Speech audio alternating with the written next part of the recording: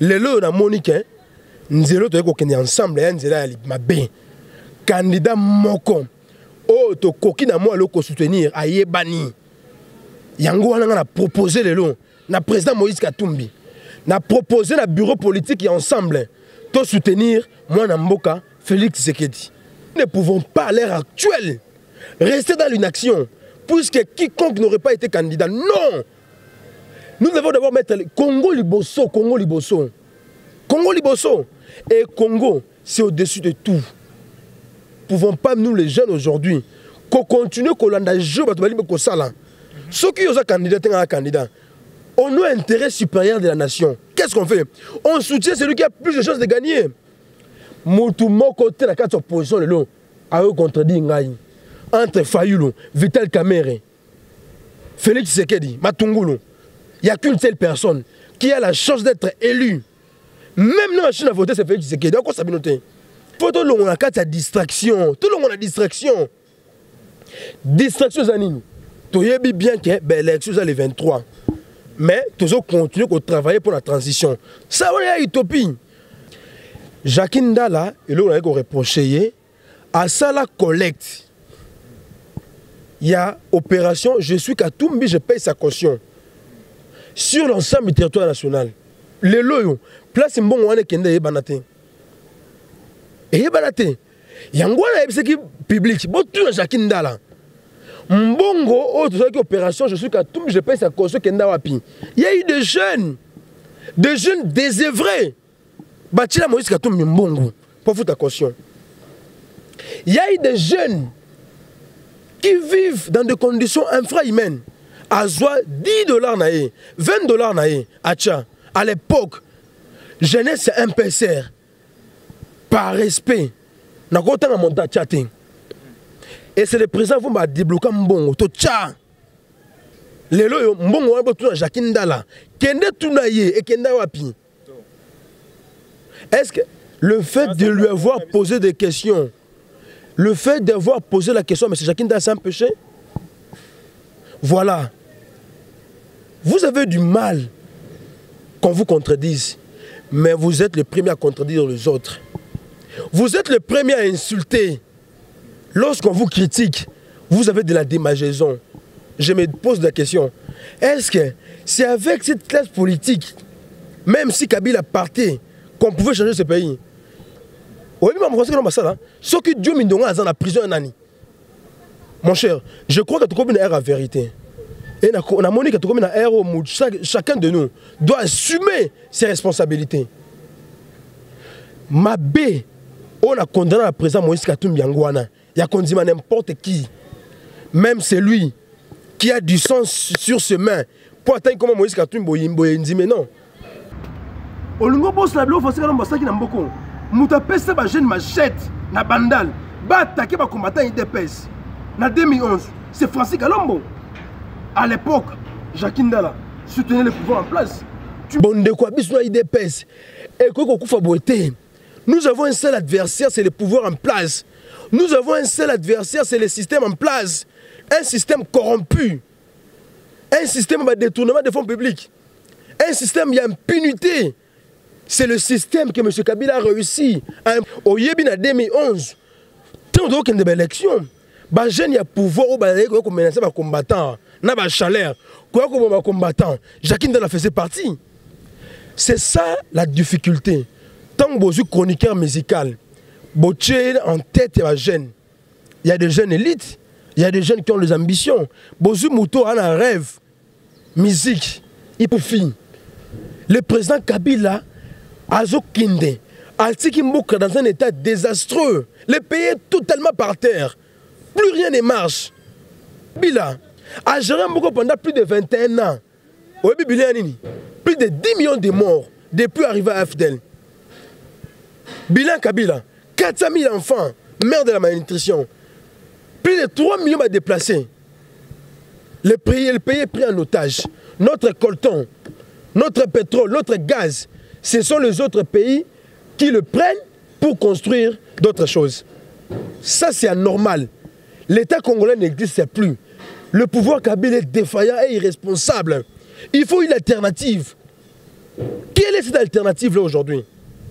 Je suis convaincu, reste ferme que l'alternative qui pourra sortir le Congo de cette bouillabaisse que M. Kabila a imposée, c'est le candidat Félix Tshisekedi. Nakoki Konzimate, jeune ya parti politique Mosusu Afinga, le président Félix Antoine Tshisekedi Tshilombo. Nakoki Konzimate, Mouto Afinga Fayulu, Afinga Vital Kamerhe. Politique, c'est un débat d'idées. Quand on tombe dans les insultes, ça, ce n'est pas de la politique. C'est de l'imbécilité. Bandeko Balandi, ya Vision Plus TV, Mbote Nabino, partout Bozolanda Biso, et Bongo na Mosala Nabiso, appel na Mosala Nabiso Ndenge Zarakaka. Ko luka ba information, ko sembo la ba question ezali actualité. Toujours à Razak, toujours à plutôt chaque semaine na invité moko sur le plateau. Lelo na mwana Mboka Elvis Bolumbu, na yende toko toko megako sembo la bongo ba question ya actualité. Mwana Mboka Elvis Mbote. Mbote mwana Mboka Raphaël Lukonka. Na sepeli mingi ndenge o sali susumela na ngai lelo poto so na makambo etali mboka Congo pe biso bayi opposition a solo bayi opposition ba pusaki bokonza Kabila ese eumela te bayi opposition oyo baloba ke mande a mitsatu ekozali susu te donc kombana to bandaki yango na papa na biso Tshisekedi wa Mulumba Etienne akufi akei biso tikali to luka to achever combat et ça combat avènement il y a état de droit dans mboka au Congo. Alors lelo d'abord question à Liboso et to balayer un peu ma question belé hein mon mboka Elvis Bolungu question à Liboso d'abord ezali lelo to moni na ba tweet na ozo circuler dans les réseaux sociaux ozali ko proposer Félix Tshisekedi en tant que jeune il y a rassemblement. Il y a ensemble plutôt vous allez proposer Félix Tshisekedi comme candidat commun à opposition. Pourquoi est-ce que au sali n'a une déclaration Anna? Merci mon amour pour la motuna. Il faut y bailo komoko. Vision ngai na combat politique. Ezali vision oyo babilenge o bazana ba parti politique. Bazana ba marche piété. Bazana ba bilengo ba bengi na lopoto te ba suiviste. Bazana na sima ba leader. Soki leader alobi oye sali non. Tous la bilengo yo to ko proposer. Parce que ndekonangai tango ba marche ça la makara 90% ba participants ezali bilenge boni soki to komi na tango et na moment ya moment moko le poto moment important to réfléchir pour l'avenir mboka na biso bilenge bakoki koloba liloba te ezali bitumbo ngai na bundi na kati ensemble lelo na zu courage en tant que jeune cadre. Il y a jeunesse, il y a ensemble pour le changement. On les allés soutenir le président Moïse Katumbi. N'a proposé de soutenir le président Félix Antoine Tshisekedi Tshilombo comme candidat commun. Pourquoi le Bibongo? Et le quoi Liboso? Aujourd'hui, le candidat au batikali na liste. Tozali na Freddy Matungulu, tozali na Martin Fayulu, tozali na Félix Tshisekedi.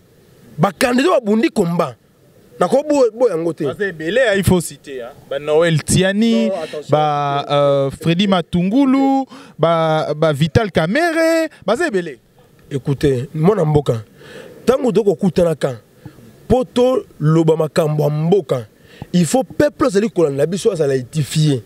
Martin Fayulu oui Martin Fayulu oui na le bien moi vous comprenez. Toi, le président Kamerhe, Martin Fayulu, moi, je Freddy Matungulu et le président Félix Tshisekedi. Les candidats, on a un candidat à opposition solo. Mais quel est ce candidat qui est un parti politique implanté sur le plan national? C'est Félix Antoine Tshisekedi Tshilombo. Quel est ce candidat-là, la moya leloyo? Oh, ce que tu as dit que leloyo, elle c'est la BZM, oui, mais c'est un UDPS. Oye kambami na mona mboka Antoine Félix Tshisekedi. Au-delà makambo nyonso wana, ba sondage esalamaki. Na ba sondage on esalami et pesi hypothèse que opposition to kei d'une manière dispersée. Félix, le président Félix Antoine Tshisekedi Tshilombo kei. Mwana mboka Matungulu kei. Mwana mboka Fayulu kei. Shadar kei. Malgré le contexte wana le président Félix Antoine Tshisekedi a joué en tête avec 36%. Ngai na réfléchir.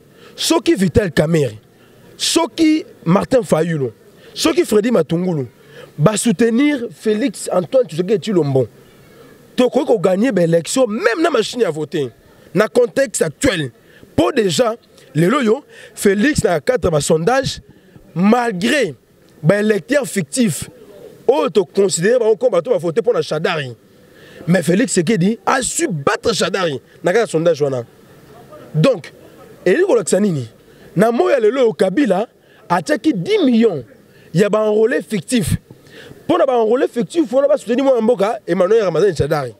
Na tel le sondage, na moni président Antoine Félix Antoine Tshisekedi a 36%. Chadari ba 20 quelques %. Ozuba Kamerhe, Ozuba Fayulu. Ceux qui vont tout ba sangan le beaucoup. Ba soutenir Félix Tshisekedi, tu gagner l'élection même dans le contexte. Yangola ngai, na moni ensemble pour le changement. Et où met le temps moulay na katsa inaction. Eli korobanini, nazali komona mbilinga makasi na katsa ensemble. On dirait ba to ensemble, baza David tout soutenir Félix Tshisekedi. Le lot toko ba le loyo. L'UDPS, c'est un grand partenaire politique et ensemble pour le changement. Nous ne pouvons pas au jour d'aujourd'hui rendre la IDPS et le IDPS appelle ça qui bisu yango. Oyebi kombo to muna katsa mboko. Tango ndeko Kabila toke la Senko aboyi ko appliquer accord. To banaki ba marche celle, c'est zongeli komba balabala. Na partenaire so IDPS, na katsa ensemble. Na lobarango mingi. Il y a 2 grands personnages on va créer ensemble pour le changement. D'une part, le fait président Tshisekedi de Moulumba, d'autre part, le président Moïse Katumbi. La moyo a leloyo. Réalité à terrain. Et là, qui c'était président Moïse Katumbi, Aza partant de l'élection, Aza candidaté. Mais partenaire à Makassi, partenaire privilégié, ou Aza candidat, Ezali, le président Félix Antoine Tshisekedi Tshilombo. Na raisonné le coup la gêne, na lobi. Pour la nité, na ko proposer et loko oyo na niveau ya hiérarchie na biso. J'ai proposé au président Moïse Katumbi par le canal d'un tweet de soutenir le président Félix Antoine Tshisekedi Tshilombo comme candidat commun. Je l'ai dit tout parce que j'estime au jour d'aujourd'hui le seul candidat qui peut battre Chadari, même avec la machine à voter, c'est Félix Antoine Tshisekedi Tshilombo. Yangoana, je suis un garçon courageux, je suis un garçon du terrain. Nebi combat to bunde ya balabala. Nebi pesa combat balabala. IDPS ezali socle combat balabala. Nathalie Sima, Nathalie Bosso, Nathalie ndenge makambo kende. Lelo ndeko Kabila a se décidé a même biso na élection moko bâclé chaotique. Yango wana na lobby pona nga Elvis Bolungu. Candidat na ngai ezali mona mboka Félix Antoine Tshisekedi Tshilombo na ko soutenir ye et puis na ko convaincre ba jeune nyonso o bazali ko croire na kombo to bundi pour le changement ba soutenir le président Félix Tshisekedi. Ça c'est mon point de vue, ça c'est ma décision et personne ne peut me faire reculer. Je vais soutenir le président Félix Tshisekedi jusqu'au prix de ma vie. Nous ne pouvons pas accepter au jour d'aujourd'hui comme il est là en face à l'élection, qu'il puisse y avoir d'autres personnes, on va dire qu'on multiplie la stratégie à la transition. Ça, nous ne pouvons pas accepter. Combat au Bundi na balabala, et ça combat la transition à Kabila. Ceux qui transition comme ça, c'est sans Kabila. Ceux qui sont mités dans l'élection, ils sont Félix Tshisekedi. Point de vue dans la Yangoana. Alors, lelo ozali ko telemela boye mais yo lobaki kaka des décisions na yo depuis tout ce temps bando lobaka il faut Moïse Katumbi, il faut Moïse Katumbi. Aujourd'hui, vous êtes rendu en fait compte que vous êtes coincé sur Namir Mokoto étude na yo salemi par rapport à sondage Joanne Bangi Sibinora 36% oyo mona mboka Félix Tshisekedi to lelo qu'est-ce qui se passe en fait ensemble parce que tout le monde est déjà batumsu ensemble pe ba komi ça la position on dirait antagonisme na UDPS. Écoutez, la ligue dans la polémique, il faut y avoir le pouvoir à Kabila. Le pouvoir de Kabila n'a pas tunaye. Ba se décida qui va écarter mon amboka Moïse Katumbi dans l'élection. Ça a été fait à dessein parce qu'il faut tout le bango. À l'époque, Moïse Katumbi était le seul qui faisait peur à tout le monde. À l'époque, je vous ai dit, dans l'émission à 2 sons de cloche, dans le que Moïse Katumbi a combattre n'importe quel candidat. À l'époque, dans le ceux qui Moïse Katumbi est à Kinshasa, et que même Kabila a candidat Moïse Katumbi a combattre. Mais les loyaux, tous allez face évidence. Le président Moïse Katumbi a candidaté par la seule volonté de Kabila na batunaye. Nathalie réalité à combat. Nathalie liboso te na sima na lobby biso ba jeune il faut to longwana tapo ya kolandaka ba leader ata leader azana na libulu azomona ngoto kolanda ye te yango na saluer président Jean-Claude Vomba. J'ai passé plus de 10 ans à ses côtés. Il ne m'a jamais imposé des choses. C'est un grand démocrate. Le président Vomba à tout moment il me dit Elvis, qu'est-ce que tu penses? Elvis, est-ce que tu es d'accord? Je le salue. Et c'est toujours l'occasion pour moi de dire le président Vomba a été pour moi un père. J'ai un profond respect pour cet homme-là. Non seulement qui m'a payé les études, non seulement qui m'a encadré, c'est un homme qui a impacté ma vie et que tout ce qu'il a pu imposer dans ma vie restera à jamais jusqu'à ma mort. Toboy kolongwa kozala ba jeune oyo bazali ba suiviste. Ba jeune bazali na servilisme. Le long na Nathalie nabi ali ozoko kenangoyo. Ndeko Kabila alingi imposer biso ba élection chaotique pour Chadara Leka. Mais Nathalie nabi que non. Ensemble avec plateforme moko munene. Oyo aligné ba candidat partout et belé. Pourquoi pas les loyo tous aligné na IDPS. Ceux qui Félix par exemple a mis président de la République et qui sont au niveau ensemble. Tout le monde député B, tout c'est l'alliance ensemble les jours primature, pourquoi pas? Ce sont là mes réflexions. Certains disent que non, IDPS à partir de la marche démocratie sans nango ezali, il faut qu'on dise ma contradiction. À un certain moment de la vie, il faut que nous soyons même d'accepter la contradiction. Pourquoi la carte de la parti politique n'abissons? Pourquoi la carte de la plateforme n'abissons démocratie zati? Balingi dictat. Les gens doivent réfléchir. Les gens doivent dire ce qu'ils pensent pour leur pays. Moi, je pense que le candidat de la raison, le candidat du courage, le candidat de l'engagement, le candidat de la conviction, c'est le président Félix Antoine Tshisekedi Tshilombo. Et je le soutiens. Ceux qui m'électent à lobby, je veux convaincre tous les jeunes. Ceux qui n'ont pas accessibilité, il y a quoi éteindre tous les jeunes de la République. Je leur proposerai de soutenir le président Félix Antoine Tshisekedi Tshilombo. C'est mon candidat, c'est mon choix. Nako kende partout. On a besoin de moyens pour soutenir Félix Antoine Tshisekedi Tshilombo comme président, candidat président de la République. Il y a changement, il y a alternance. Alors aujourd'hui, Eloko Nini et Tikali Nayo n'a pas relation, tout ba lien avec l'ensemble de ta position aux huiles aujourd'hui.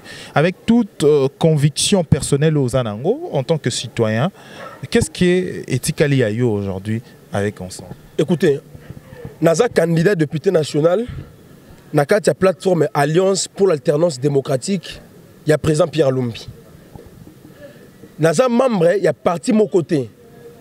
Nakata combat politique nangai grand frère nanga Mike Mukebai a memaki ngai kuna bazunga comme candidat AMK elinya ki ngai te na cadre wana na zara ba comme partenaire ngai mais Nathalie lelo boy na moni ke mboka bakulutu ngai ensemble position bango za clarté Moïndo Nzangi pas plus tard qu'il y a 2 jours, à l'objet que pour la bango G7 candidat na bango zali Martin Fayulu.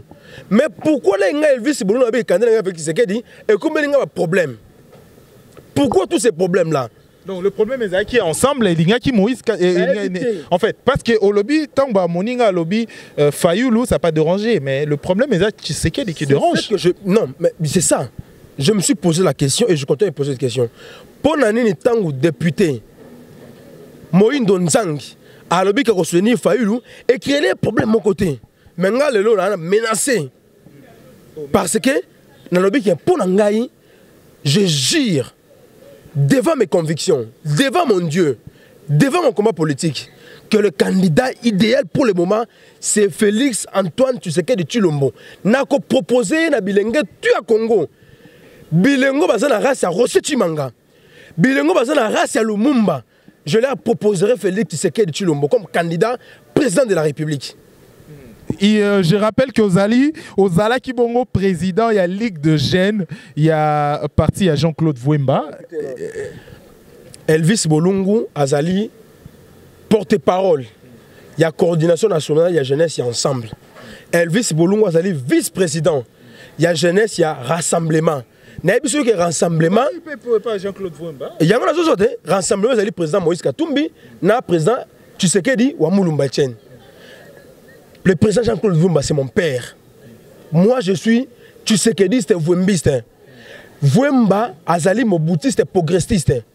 Mais depuis 1997, le président Vouemba s'est converti. C'était moboutiste qui s'est converti à Tshisekediste. Et moi, je suis le descendant de Jean-Claude Vouemba. Par conséquent, na moyo aleloyo, bitumba nyoso yo, Tshisekedi a bundi. Jean-Claude Vouemba pas en position mon ayo. Non. C'est une question. J'ai pas dit ça. Nazo expliqué au sens y a engagement nangai. D'où vient Elvis Bolungu? Elvis Bolungu, c'est le résultat du combat politique de Jean-Claude Vouemba. Elvis Bolungu, c'est le fruit par excellence. Il y a Jean-Claude Vouemba. Elvis Bolungu, c'est le dérivé de Jean-Claude Vouemba. Position dans le Ezali Kola qui sa conviction à Jean-Claude Vouemba. Conviction à Tshisekedi. J'ai fait 10 ans à président Jean-Claude Vouemba. Bah proposer ma poste à ministère plusieurs fois boya na combat. À ce que là jamais qu'on se compromettre devant ma conviction na ye. Ngai pe lelo yo na lobi na koki qu'on se compromettre devant ma conviction na ngai. Mes convictions m'imposent de soutenir les candidats de l'alternative Félix Antoine Tshisekedi Tshilombo. Alors Lelo, il faut tout le Belangopé na ba réseaux sociaux ce matin ezaki alimenté ba lobi bongo ensemble plutôt ezali ko soutenir position IDPS ezwa qui sans ou avec la machine à voter ba okende ba élection to moni réaction ya mwana mboka Francis Kalombo alobi ke a dénoncé ezali lokuta ezali montage moko ezali lokuta. Comment vous appréciez au moins eloko bimi et puis réaction? Mon cher, quand on se battait ici dans ce pays contre les pouvoirs Kabila, certaines personnes étaient aux mamelles du pouvoir. Et ils ne peuvent plus un peu parler. Mais ce Francis Kalombo doit se taire à jamais. C'est un kabiliste qui s'est converti à katumbiste. C'est un suiviste. Il doit se taire. J'ai combattu le combat politique de Francis Kalombo. Entre moi et Francis Kalombo, il n'y a rien de commun. Il n'a aucune leçon à me donner. J'ai soutenu Moïse Katumbi par conviction. Et ce sont les mêmes convictions qui m'ont poussé aujourd'hui de soutenir Félix Antoine Tshisekedi Tshilombo comme candidat commun de l'opposition. Et j'invite tous les jeunes, il y a ensemble, tous les jeunes katumbistes, de soutenir Félix Antoine Tshisekedi Tshilombo. Parce que un monsieur comme Francis Kalombo, ce sont des gens yo, bamemi pouvoir Kabila na bambebe belé. Togolo bangote. Est-ce que tu vois maintenant Elvis Bolungu? À un point de convergence dans Francis Kalombo. Il n'y a aucun point de convergence. Tu vois Elvis Bolungu appartenir. Francis Kalombo. Ce sont des gens qui ont accompagné Kabila dans la brousse. Puisqu'il ne s'est pas retrouvé comme ministre. Il y a sport. À Kimi Kabila. À comme Kofingae. Francis Kalombo, c'est un kabiliste. Je combattu, je continue à combattre. Il a quelle leçon à donner à cette jeunesse? C'est un petit monsieur. Ne parle pas de Francis Kalombo. Francis Kalombo, en tant que député national, qu'est-ce qu'il a apporté comme proposition de loi? Il s'est débattu quand même dans l'affaire les losos à sali révélation. Il y a point Moussoussou, il y a endroit et tout, son apport.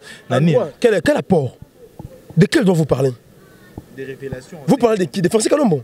S'il vous plaît. Je crois que ce sera ma dernière fois de citer les noms de ces messieurs-là. Ils ne méritent pas mon respect, ni ma considération. Ce sont des gens aujourd'hui qui ont poussé les régimes en place à faire ce qu'il a pu, ce régime a commis, comme des erreurs.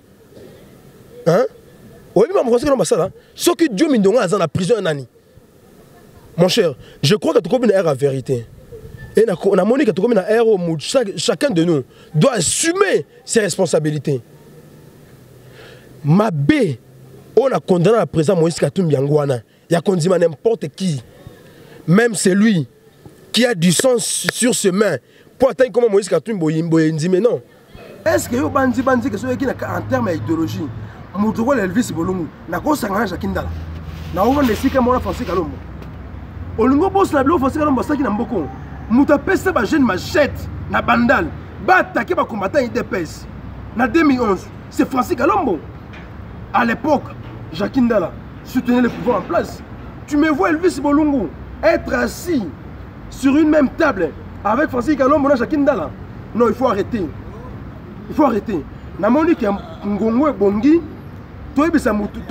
attention, il faut que chaque acteur politique de ce pays a un passé. Et je crois qu'il est temps. Il est temps pour nous. Tout le monde a rappelé Moutouna Moutou, responsabilité dans le passé. Est-ce que vous avez vu combien de jeunes combattants IDPS que Francis Kalombo a fait tuer dans ce pays? Est-ce que vous avez bien? Jacques Ndala, Chalère, Badeu Indoulou. Ils filment nos adversaires. Tala, je n'ai rien de commun entre Ngaïna Francis Kalombo, entre Ngaïna Jacques Ndala. Mais autant que M. Francis Kalombo n'a aucune leçon à donner à cette jeunesse, autant que M. Jacques Ndala n'a aucune leçon à nous donner. Autant que je vous ai dit ici que M. Francis Kalombo, c'est un grand kabiliste qui s'est converti à katumbiste. Mais Jacques Ndala, c'est aussi un grand kabiliste qui a quitté sa famille politique à cause des intérêts, obscurs. À cela qui jeune, il y a CCI à Lambert Mende. Au Yébin en 2011, tant d'autres élections, les jeunes y a pouvoir ou menacer les combattants, n'a pas chaleur, quoi comme combattant. Jacques Ndala faisait partie. C'est ça la difficulté. Tant que vous êtes chroniqueur musical, vous êtes en tête des jeunes. Il y a des jeunes élites, il y a des jeunes qui ont des ambitions. Bozu Mouto a un rêve, musique, il peut amener quoi? Donc, il faut que Jacques Ndala, ils doivent se taire. Bateau va combat le bien connu. Tous qui ensemble, tous qui. Mais tous si bas sa idéologie. Tous qui pour la combat. Ngana Jacques Ndala, toi idéologie maroté. Ngana France. À l'époque, je soutenais Moïse Katumbi. Par rapport à la discipline, il y a parti politique dans un MPCR. Mon mentor politique, Jean-Claude Vemba, soutenait Moïse Katumbi. Je ne pouvais pas s'évader là-dessus. Les lots dans Monique, nous sommes ensemble, nous sommes candidat Moko. Oh, tu coquille dans moi, le soutenir, à Yébani. Yango a proposé les lots. Le président Moïse Katumbi a proposé le bureau politique ensemble. Tu soutenir moi, Namboka, Félix Tshisekedi. Et Lelo Nabato Monsuso Bakolobaka, entre nous soit dit que ça sera un peu difficile, il y a une longue élection. Quelle lecture faites-vous Namakambo Baroloba, Lelo, que c'est difficile de vaincre des élections avec pouvoir oser en face parce que tout est truqué? Mon cher, autant que je demande aux jeunes Congolais de résister contre la machine à voter, autant je leur dis, il est grand temps que nous puissions être prêts. Écoutez s'il vous plaît. Je ne suis pas de l'UDPS. Je suis un jeune engagé dans le combat et changement. Mais le lot, il y a combien de convergence dans l'UDPS? Moi, je suis tshisekidiste. Mais je ne suis pas membre effectif de l'UDPS. Modèle de la politique. Et ça, président Tshisekedi, Etienne. Il y a mis balais Jean-Claude Vemba. Vemba, il est non seulement modèle de la mais il est père spirituel et idéologique. Et l'eau qu'on a le Bézanine. Le lot est mon cher. Dans le contexte de combien de temps, nous sommes à 22 jours de la campagne électorale. Que voulez-vous que nous fassions? Nous ne pouvons pas à l'heure actuelle rester dans l'inaction, puisque quiconque n'aurait pas été candidat. Non! Nous devons d'abord mettre Congo Liboso, Congo Liboso. Congo Liboso. Et Congo, c'est au-dessus de tout. Les loyaux, nous sommes d'accord. La position à Koulout Nangaï, Félix Antoine Tshisekedi IDPS. Qu'est-ce que tu as dans l'élection? Avec ou sans machine à voter, opposition et qu'on remporte l'élection. Yango a sali proposition de soutenir le président de IDPS. Ma beninga na sali. Yango a nezali passi na bato bazoluka, ba changer Kabila. Ba changer Kabila qui ne ba ça changement. Nathalie, ba kulutange belé ensemble. Ce Kabila qui est lobby. Bango a qui wana bango c'est la plus pure que Kabila. Oh ya solo. Na je bisayo. Pourquoi vous avez une contradiction? Pourquoi vous avez une contradiction? Ngai na mona bato G7. Est-ce que vous avez une Ngai Nandi ma candidat G7. J'ai beaucoup de respect au président Pierre Lumbi. à certaines personnes, il y a G7. À un certain moment, j'ai assumé les fonctions de parsec du vice-ministre des Finances. Et je sais ce qu'un ministre gagne. Et je sais ce que représente être ministre dans ce pays. Et quand quelqu'un démissionne pour ses convictions, au-delà de mes clivages politiques, j'applaudis. C'est pourquoi mon akingai. Et là, on a Kenda, MSR, AAD. Na mon aki ke bango ba conviction ba idée. Yango na zana bango. Mais conviction nango na zana ngo lelo, ezali proposition na ko sala. Eza décision té. En tant qu'un citoyen libre, en tant qu'un penseur libre, na moni ke lelo yo, soki to lingi to gagner ba élection. Parce que pendant que biso na kati opposition, to so finga na ka. Pendant que na kati opposition, bato bazo multiplier ba stratégie ba transition. Bande de FCC, malgré qu'ils vont perdre les élections. Bazo multiplier la stratégie à tricher. Devons-nous, en tant que de jeunes combattants, rester dans l'inaction, rester silencieux. Na monaki te na moya lelo, il fallait na bimana silence ou meita moulaï. Bandanga la lobé qui a reçu Félix Tshisekedi comme président, il y a d'autres jeunes, il y a ensemble, c'est belé. Il y a plus de 50 jeunes, il y a ensemble. Oh, bah, candidat. Sur l'ensemble du territoire national, mais ils ont peur. Pas plus tard qu'hier, il y a un jeune qui a démissionné. José Mbala, le président de la Ligue des jeunes du FCC, FCR, de M. Jean-Bertin Wanga. Pourquoi il a démissionné? Il m'a dit, Elvis, ton courage, ton franc-parler, tes initiatives m'ont motivé, Elvis. Nous devons tous soutenir les candidats de l'alternance, le candidat de l'alternative. C'est Félix Antoine Tshisekedi Tshilombo. Yangwa Nkoloba, Bisi Koyo, moi, Milinge Zalaki, Moli Zalaki, na été na marambo tali ya marche. Na bande konanga nyonso ba combattant. Na bande konanga nyonso o ba participer ki na marche contre machine à voter. Na sengi bino pardon na komba IDPS. Soki to banzake te IDPS, bazalaki da voix mabe. Bolimbisa bango, bonde kwa biso IDPS. Et koko kufa boité.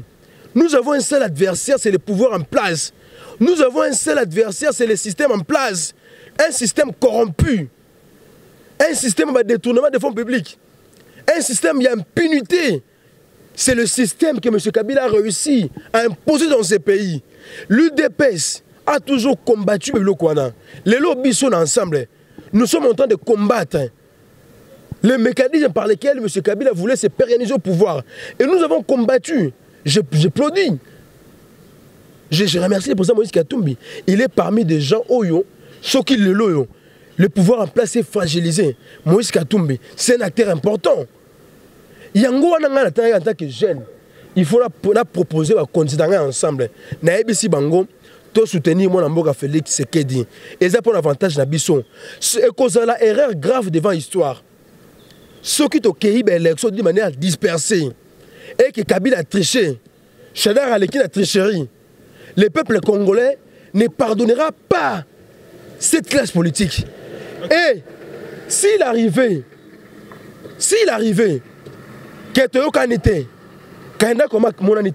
la jeunesse va disqualifier cette classe politique de l'opposition. D'accord. Alors, tu comme une souka entretien à biso, ou les questions moro de bateau na réseaux sociaux, bateau pe bon tout na biso ba question, to ramena ka ba question na bino pe mususu et bateau tant ba aussi lisa ba koko koma koloba ba lobela biso boye ba kende na biso boye ba kende na biso boye entre moi et l'invité eza question na nga ba réponse na ye na katikati na biso il y a des hommes ba fanatiques na ba objectif ne ba la na biso. So za fanatique tant pis. So zappé objectif Rolandara Makambo invité au lobaka ba réponse ou invité au pesaka tant mieux pour ngai ba question ka ba réponse na e. Ba mona ba réseaux sociaux ba to ba moni yango pe boy yona Jakindala qu'est-ce qui se passe en fait? Non, monaka na ba Facebook na yo et qu'est-ce qui se passe? Non, Jakindala c'est un frère. Jakindala je travaille avec lui bien que quand le président Moïse Katumbi tant que le président Moïse Katumbi a nomaki Jakindala ngana télémela kiango. Parce que Jakindala n'a jamais milité dans sa vie. Je vous dis, il n'a jamais milité en politique. MSR, mouvement des révolutions et des prises de conscience, je pense. Combien de changements Azaki n'a pouvoir. je pensais que le président Moïse Katumbi devrait mettre un jeune résistant. Le quoi Biso Elvis Bolungu, par exemple. N'a pas pensé à ngo. Mais puisque na boyaki ko contredire choix Mokonzi, na tikaki. Et puis na boyaki même contravenir Jacques Ndala. Mais ba kulu te be ba ngai ngai. Babi que non, y compris Salomon Eskadela. A benga président Vouemba. Que non tikalega kende. J'étais mécontent. Elvis Bolungu, c'est le tout premier jeune qui a pris le risque de parler de Moïse Katumbi dans l'émission de Son des Cloches. Pendant que personne, ici à Kinshasa, pouvait parler de Moïse Katumbi. J'ai pris ce risque-là. Moi, Elvis Bolungu. Et pendant que je prenais le risque de parler de Moïse Katumbi à la télé, qui me donnait l'autorisation ou le mandat d'aller le faire? C'est M. Francis Kalombo. Il doit se taire à jamais, ce monsieur-là. Namoya lelo tozali. Namoya lelo tozali. Il faut que vous ayez Biso baoyo. Ezara nzambe ndayebi. Moi j'aime ce pays. À part le Congo, je n'ai pas d'autre pays. J'aime ce pays. En dehors d'être congolais, je serai un apatride. Et le Congo m'a tout donné. Je suis le produit de ce pays. Qu'est-ce que moi je dois donner au retour dans ce pays? Jacques Ndala, et là on a reproché, à ça la collecte. Il y a opération, je suis Katumbi, je paye sa caution. Sur l'ensemble du territoire national. Les loyaux, place mbongo wane kende yebanate. Et yebanate. Yangwana yebiseki public, bon tout Jacques Ndala. Mbongo, autre opération, je suis Katumbi, je paye sa caution kenda wapi. Il y a eu des jeunes désœuvrés. Batila Moïse Katumbi mbongo pour foutre ta caution. Il y a eu des jeunes qui vivent dans des conditions infrahumaines. À Zoa, $10 naé, $20 naé, à l'époque, jeunesse MPCR, par respect, n'a pas autant à monter chatting. Et c'est le président qui m'a débloqué mbongo, to tcha. Les loyaux, mbongo, on va Jacques Ndala, kende tunaye et kende wapi. Est-ce que le fait de lui avoir posé des questions, le fait d'avoir posé la question à M. Jacques Ndala, c'est un péché? Voilà. Vous avez du mal qu'on vous contredise, mais vous êtes le premier à contredire les autres. Vous êtes le premier à insulter. Lorsqu'on vous critique, vous avez de la démageaison. Je me pose la question. Est-ce que c'est avec cette classe politique, même si Kabila partait, qu'on pouvait changer ce pays? Je reste dans les interrogations. Nago qu'on dit maté, je n'y a parti pour. Nakoki qu'on dit maté. Je n'y a parti politique, Moussou Afinga, le président Félix Antoine Tshisekedi Tshilombo. Nakoki qu'on dit maté, Moutou Afinga Fayulu, Afinga Vital Kamerhe. Politique, c'est un débat d'idées. Quand on tombe dans les insultes, ça ce n'est pas de la politique. C'est de l'imbécilité. Moi, j'ai eu à réfléchir. J'ai fait une proposition à haute voix. Mais pourquoi les gens veulent en faire un problème? Ok. Moi, Elvis voilà, Bolungu. c'est quoi que la démocratie, c'est un exercice non seulement difficile, mais c'est aussi un exercice pour des gens civilisés, pour des gens qui vivent dans une société policée. Et je me rends compte que le cardinal Laurent Mosengo, l'archevêque métropolitain de la ville-province de Kinshasa, avait totalement raison de dire que, même au niveau de l'opposition, même au niveau de la majorité, il y a des médiocres. Notre génération a la responsabilité de sortir la République de cette médiocrité. Et il faut bango que le lobby soit jeune. Il faut tout le monde que non, au comme le roi est jeune moroboé, ceux qui même le avec non, ngai leader, jeune parce que le bon temps mutakala, le longue bilamba non. Nous devons être en mesure de proposer, être jeune, c'est être en mesure de dire non. Combat apartheid, ça a été mené par les jeunes. Combat apartheid, ça a été mené par les jeunes contre l'apartheid. Sur Okei, Naba Tunisie, Naba Afrique Maghreb, ce sont les jeunes qui sont battus. Quand Lumumba disait non belge, il avait quel âge cet homme-là? Il avait pratiquement l'âge que j'ai aujourd'hui. Pratiquement. Quand tu sais qu'il a dit farouchement non à Mobutu, il avait quel âge? Il avait quel âge? Je crois que les gens doivent arrêter de minimiser la jeunesse. Merci, nous ne sommes pas n'importe quelle jeunesse. Nous sommes une jeunesse prête à se sacrifier. Pourvu que ce pays ait un nzela. Les loyaux, les loyaux. Mboke Koufi. Le président Kabila Azo Kinde. Altiki Mboka dans un état désastreux. Le pays est totalement par terre. Plus rien ne marche. Yangoana. Il faut tout bunda pour une alternative salama. Alternance, c'est ça bien. Mais alternative, l'accinini. Tu peux s'opposer à chance à gérer pendant 5 ans, tout en ayant géré en haut. Ndeko Kabila a géré pendant plus de 21 ans. Plus de 10 millions de morts depuis arriver à FDL. Bilan Kabila, 400 000 enfants, mère de la malnutrition. Plus de 3 millions de déplacés. Le pays est pris en otage. Notre coltan, notre pétrole, notre gaz, ce sont les autres pays qui le prennent pour construire d'autres choses. Ça, c'est anormal. L'État congolais n'existe plus. Le pouvoir kabyle est défaillant et irresponsable. Il faut une alternative. Quelle est cette alternative-là aujourd'hui?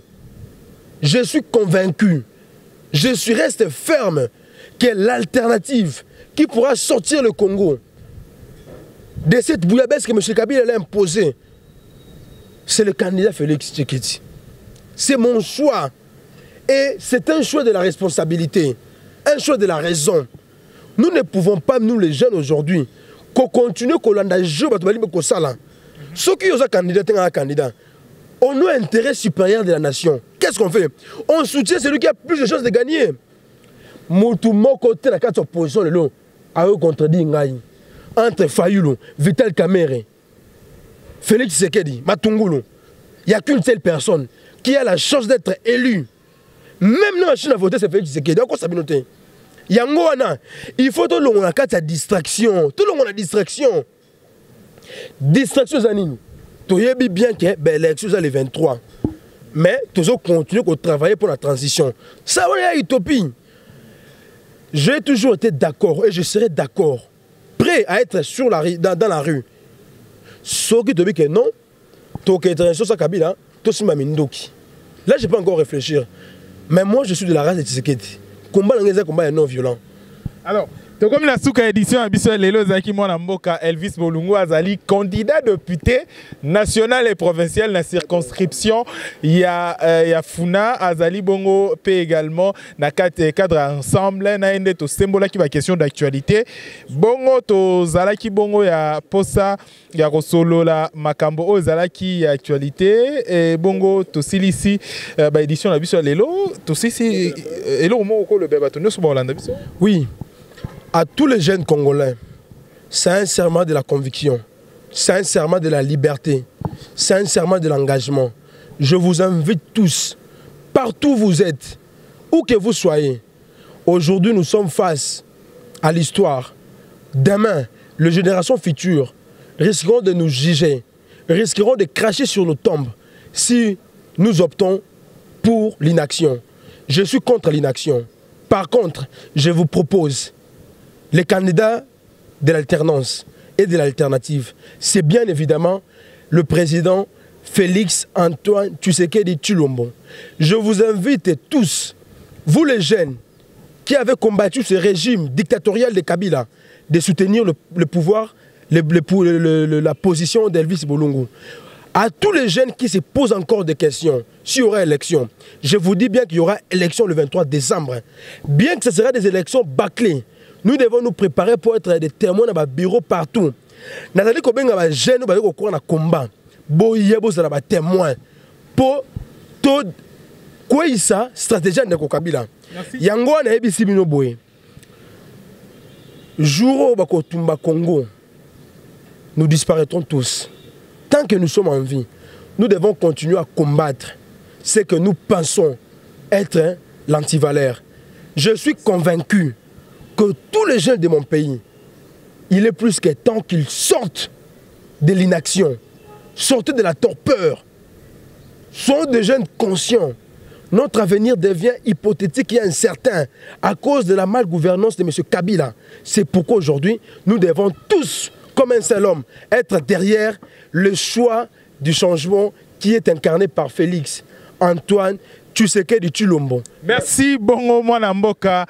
Elvis Bolungu na yende to symboli ba question d'actualité. Eh bien entre ngai na invité na ngai katikati awa ezali ba fan na bato o bazali bo objectif. O ozali fanatique, merci. Ozali objectif, ozali motomo ozali objectif. Merci tant pis pour na bato o barotika la bongo comme na mafinga na ba unité la taxer moto boy kolobara boy. Et nous, c'est l'impartialité qui compte, c'est le bon travail et surtout vous rendre à l'information. Mesdames et messieurs, ça n'est fini pour cette édition. Merci à Dodi l'enfant gâté pour la prise de vie. Au revoir.